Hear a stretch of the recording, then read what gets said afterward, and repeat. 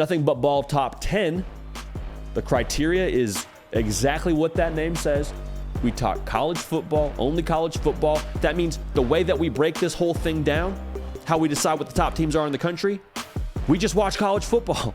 We're not looking at the certain metrics and looking at, different things that are so specific to math and science. No, it's ball. It's only ball. That's how we operate. That's how you operate. So that's how we break down this list. At number 10 on the Nothing But Ball poll after week 2, heading into week 3, we got the Oregon Ducks. And Oregon, man, they got some grit to them. They showed a little bit of that edge that I think you want to see from a championship level team. Beat a good Texas Tech team, 38-30. And there's a lot of people that are laughing at me saying Texas Tech being a good football team. I promise you, they're the best 0-2 team in the country. Didn't bring it against Wyoming. Kind of tripped over themselves. They gave Oregon all they could handle and then some. They are a different team at home. The thing I was impressed with by Oregon, each side of the ball rose to the occasion when it was required of them. Like the Oregon defense has to step up, need to stop, great. Scores a defensive touchdown to kind of put the game away. Hey, offense, we need you to go score points. They're going to get 30. Great, we'll go get 30 of our own. Like that was the kind of approach they had. And I think the Dan Lanning persona has infiltrated this team. And he's a guy that I think is no nonsense, does things the right way. We're going to play our style of football. We're going to give you heck for 4 quarters. Like I think that is his edge to him. And I think that's the edge now that this team has embodied with him now being the head coach in year 2 out there in Eugene. So the roster and the edge that this team has under Dan Lanning, I think they're going to be in every single football game. That's the reason why you're watching that Pac-12 title race and probably feeling pretty good about where the Ducks stand as it pertains to their chances. Now, at number 9 in the Nothing But Ball poll, got the Tennessee Vols. And I'm not overly concerned about what happened against Austin Peay. I'm not. I think that was a game you walk out there. You would have liked to have a better showing. You would have liked to see a better stat line early from Joe Milton. Would have liked to see them unleash the ball downfield a little bit more. But even so, that was a huge look-ahead spot with the game at Florida this coming weekend. It would not shock me at all if Tennessee just kind of gathered themselves, went out and took care of business in the swamp, and all things were very much so calm in Knoxville the next day after Florida. Maybe not calm, but they feel a lot more calm about their football team than how they feel right now about Austin Peay. If the vertical pass game starts clicking for them, Tennessee will go to Alabama unbeaten because that is the key to this entire operation. Now, I understand running the football first is what they want to do. You want to play good defense, but what could really ignite this entire thing is if they're able to hit on those vertical pass game because of what the safeties are creeping up because of what that run game demands. So it's all complementary. I still trust Joe Milton. I'm not selling any stock because of what happened against Austin Peay. For us, Tennessee at number 9 right now in the Nothing But Ball poll. Now at number 8, we got the Notre Dame Fighting Irish. And they got Central Michigan this week. They took care of business at NC State in a very convincing way this past weekend. I just love how they're built, man. They're so balanced. Got a tough defense. They ran the football extremely effectively with Audric Estime. But adding Sam Hartman to this roster, he has been as advertised as the quarterback out there in South Bend.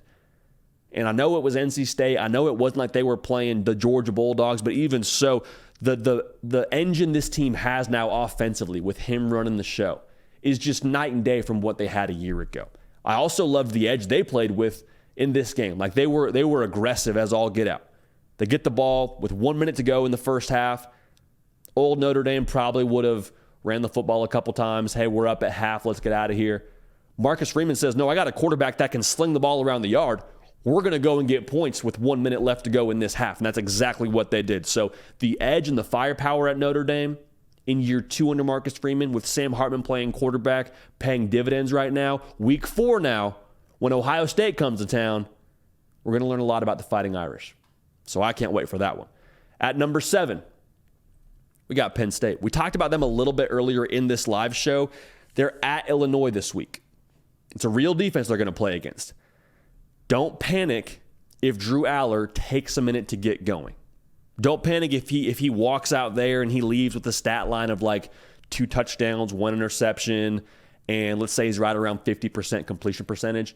Just getting a win on the road in that spot, he will be better for should they get that done. The roster around him is why I have him at number 7. Abdul Carter, freak show. That defensive line, a lot of depth. The secondary, really solid. Like the talent level overall, and people talk about Penn State this way now differently than they did a couple of years ago. The way they've acquired talent and consistently stacked that. We had James Franklin on the show when he told us this is one of the most deep and talented teams I've had at Penn State. So right now, Penn State's at number 7. Great test this week, but we'll learn a lot about them as we get into November. And they play teams that are actually also on this list. One of those teams being, at number 6, the Ohio State Buckeyes. They got the Western Kentucky Hilltoppers, the Fighting Nick Breaks, this upcoming week. And they have definitively named Kyle McCord as their starting quarterback. Now, I'm just so curious to see if we see him play a little bit more free, and we'll talk more about him later in this live show.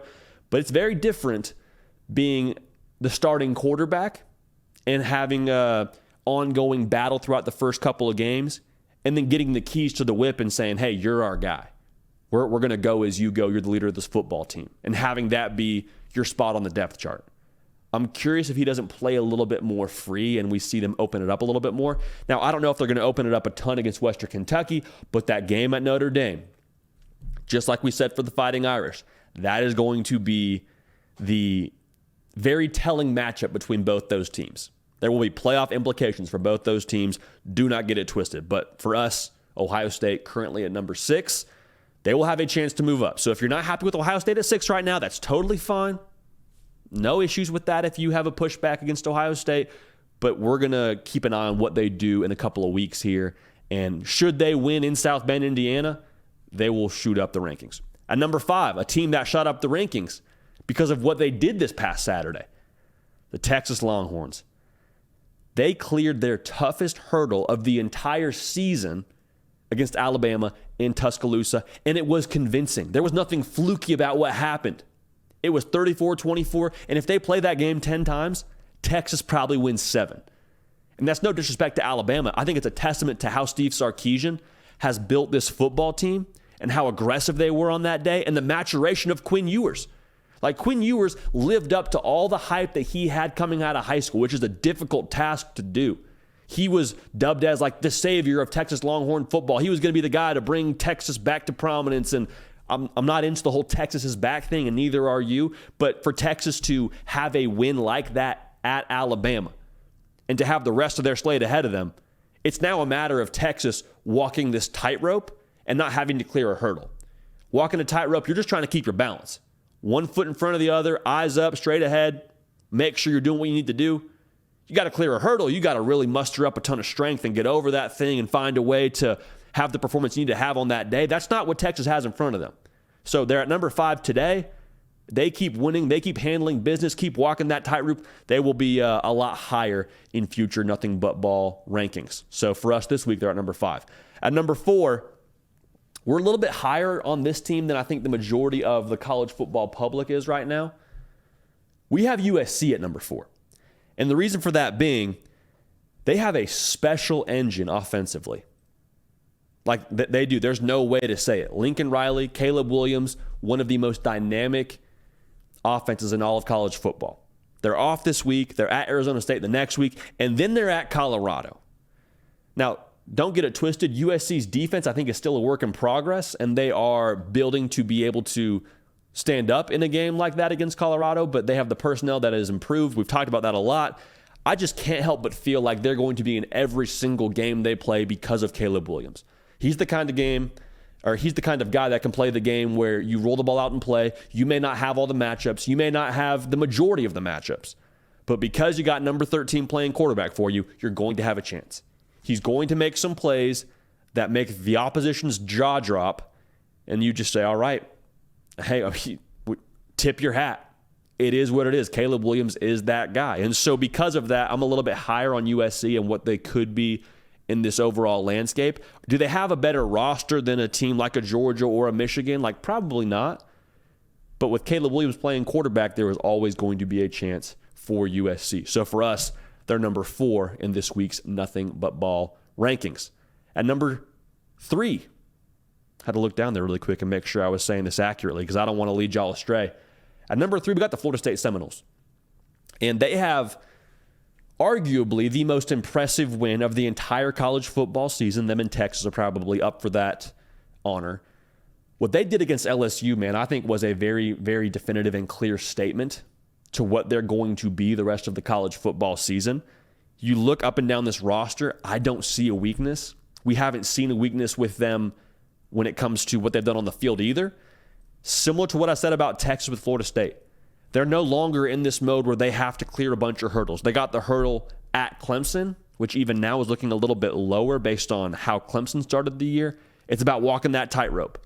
So they're not all out of hurdles just yet, but I'm curious to see how they handle the rest of the way. The key for them is going to be Clemson, right? Like, they got to beat Clemson probably once at least, and maybe twice if they see them in the ACC title game. But Clemson's going to have to handle business there as well. So for us, Florida State at 3. They're at Boston College this week. We'll keep an eye on them. Nothing super notable to write home about when it comes to the Noles right now. At number 2, Michigan Wolverines. Man, they got Bowling Green this week. And the way that I feel about Michigan, especially early in the year, we said it on our Sunday Sprint video we did when it comes to these rankings. Like, it feels like you're just having a weekly checkup with Michigan. Hey, who do you play this week? UNLV? Okay, anything look funny? Anything feel funny? Everyone healthy? All right, we'll check back in next week and see how you look after Bowling Green. Like, we're going to learn about Michigan later in the schedule, but there's a lot of good faith built into this ranking because of what Michigan was last year and who they brought back. We know how they're built. We know who's playing quarterback. We know what's in the backfield. There's no questions about that. We're going to get a really good gauge for them later in the year when they play a Michigan and when they play Ohio State, when they go to Michigan State in a rivalry game. Like, we'll get more data points on them. But as to this point in the year, the weekly checkup, all things coming back normal, Michigan at number 2, and then nothing but ball rankings. At number 1, same old, baby. Kind of a similar story. We got Georgia, and they're actually going to get some version of a test this week against South Carolina. Now, they play South Carolina in Athens. South Carolina will be the toughest roster they've seen, and it may take a second for Carson Beck and Mike Bobo to totally mesh. Now, they look good, but they look good against UT Martin and Ball State. So take of that as you will. All that's to say, as long as Carson Beck doesn't give the football away, they're going to be fine in this game. I'm just curious to see how he looks in this spot, because this will be the first time where he has faced anything that resembles an SEC pass rush. So keep an eye on that. Georgia at number 1. Expect them to keep rolling. They got to still bring it against South Carolina to get the result they want, but you feel pretty good about where Georgia stands right now. And obviously they are in come and take it mode, being back-to-back national champs. So that's it for us. Nothing but ball poll. To quick recap for you. We got Oregon at 10. At number 9, we got Tennessee. At number 8, we got Notre Dame, with a big matchup in a week or so with Ohio State. At number 7, we got Penn State. At number 6, we have Ohio State, like we just mentioned. If you're unhappy with that ranking, I promise you they will move up after that game against Notre Dame, should you get the result you want if you're an Ohio State Buckeye fan. Number 5, we got Texas. Just got to keep taking care of business. They've cleared their toughest hurdle. At number 4, we have USC. At number 3, you got Florida State. 2, you got Michigan. And number 1, you got the Georgia Bulldogs.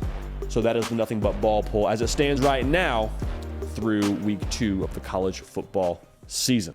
Hey y'all, thanks so much for watching. Subscribe to the channel here to make sure you don't miss an episode of The Hard Count. Also be sure to check out other videos on the On3 YouTube channel.